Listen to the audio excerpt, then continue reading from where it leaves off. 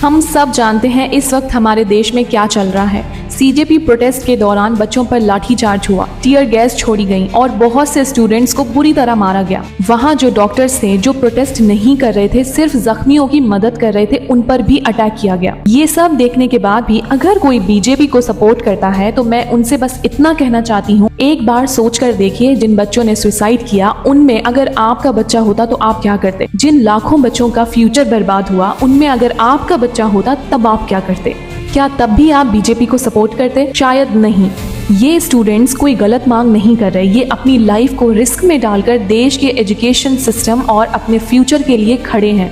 अब तक हमें लगता था कि देश की पुलिस और सिक्योरिटी फोर्सेस, आर्मी हमारी हिफाजत करती हैं, लेकिन सांसद मार्च में जो हुआ उसने बहुत से लोगों का भरोसा तोड़ दिया। अगर ये वाकई हमारी हिफाजत के लिए होते तो हक के लिए प्रोटेस्ट करने वाले बच्चों पर लाठीचार्ज नहीं करते, बल्कि उनको सपोर्ट करते। ये वीडियो देखिए, क्या आपको अफसोस नहीं होता?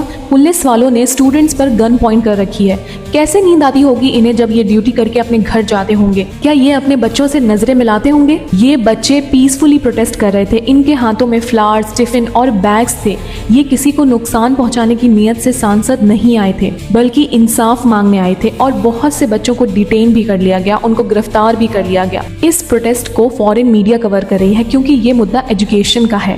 अगर ये हिंदू मुस्लिम का मुद्दा होता तो शायद हमारे देश की मीडिया सबसे पहले जंतर मंतर पर पहुंचकर आग में पेट्रोल डालने का काम करती। मेरी सबसे बड़ी रिक्वेस्ट है, अगर आप जंतर मंतर जाकर सपोर्ट नहीं कर सकते तो अपनी आवाज उठाइए।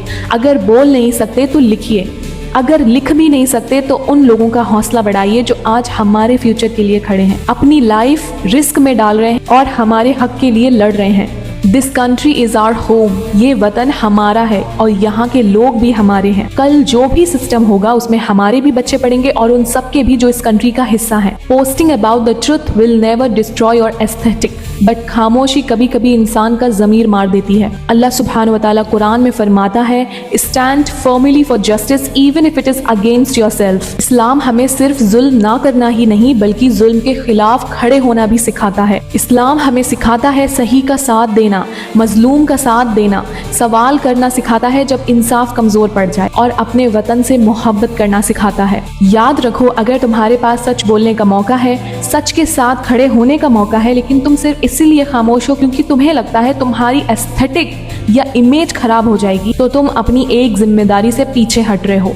एक जिम्मेदारी जो हर सिटीजन की होती है। Raise your voice with wisdom, speak with respect, share this video, repost this video and mention this video on your story.